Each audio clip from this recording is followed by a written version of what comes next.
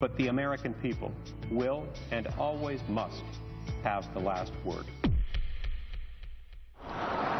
And Senator Mike Lee joins us. Nice to see you, sir. Thank you. Before we get to the substance of the bill, let me ask you a little bit about the U.S. Senate. Senator Harry Reid calling essentially you and Senator Cruz anarchists, fanatics, and also even accused you of promoting a Thelma and Louise style tactic.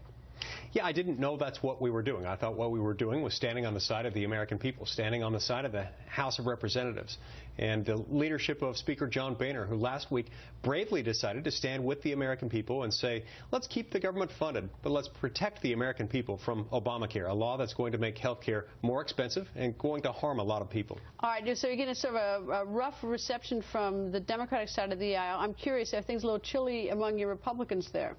Well, you know, we don't always agree all the time on every single vote, and sometimes we disagree. But I think as Republicans, we do stand behind the idea that we need to stop Obamacare. We need to fight it.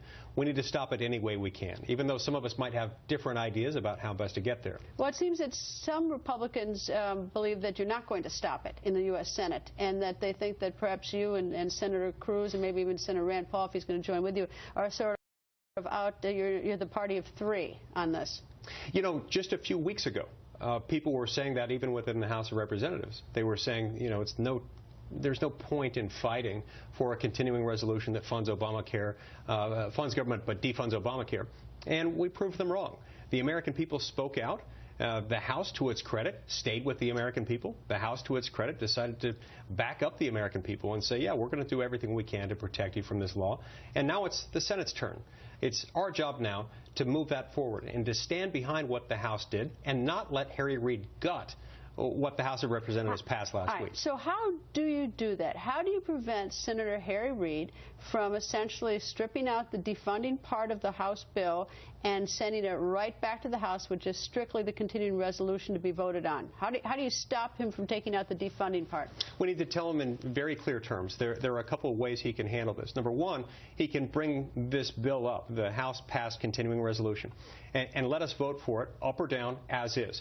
Number two, he can bring it up and say, we're going to allow amendments. We'll allow Democrats and Republicans to introduce amendments. We will debate those. We'll discuss them. We'll vote on them. Either one of those is just fine. What's not fine is if he wants to say, I want my cake and eat it too. I want to have one amendment and one amendment only. And that one amendment will be to strip out the defunding language, to gut what the House did in support of the American people. We can't let him have that. All right, well, that's behind door number 3, and he is the Senate Majority Leader, and he can pick what's behind door number 3. In terms of door number 2 or door number 1, which are the two options that you can live with, do you have even your Republican brethren who may not agree with you? Are they willing to push, for instance, to have open amendments to this bill? Yeah, I don't know any of my Republican colleagues who would oppose either door number 1 or door number 2. I can't speak for them, but I'm pretty confident that we would all be comfortable with either door number 1 or door number 2. What I'm saying ought to be off limits is door number 3. If he pulls door number 3, we ought to, as Republicans, oppose that. We ought to oppose him with everything we've got, with anything that's going to make it easier for him to undo what the House of Representatives did. If given the opportunity, are you willing to filibuster, or do you plan on filibustering any aspect of this? I'm willing to oppose any procedural motion. Does that mean filibuster?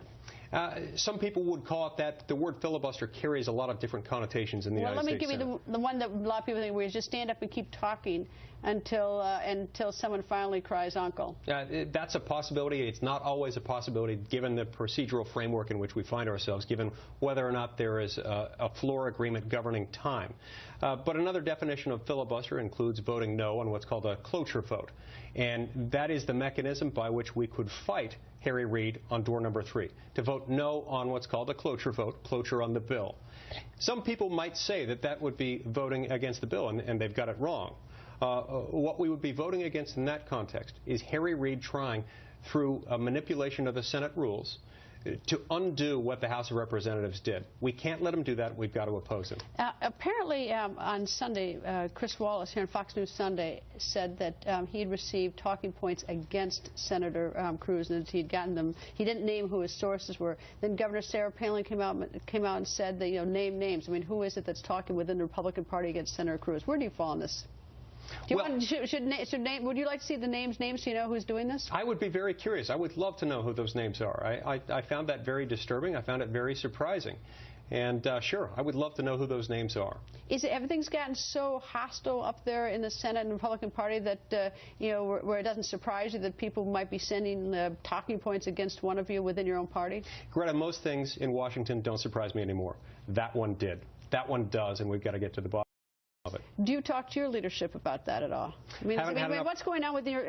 Is Senator McConnell sort of, bringing you all sort of into a sort of room and sort of slapping you all around, say get along and figure it out and at least work together as a party?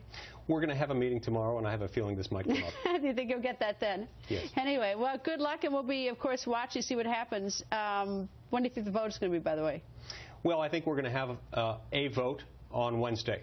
Where exactly it goes from there will depend in part on what Harry Reid pushes. But again, if what Harry Reid's going to try to do is gut the House bill, if what he's going to try to do is take this out, not let us have any amendments, but put in only his amendment that would strip the defunding language, then I think we've got to oppose it.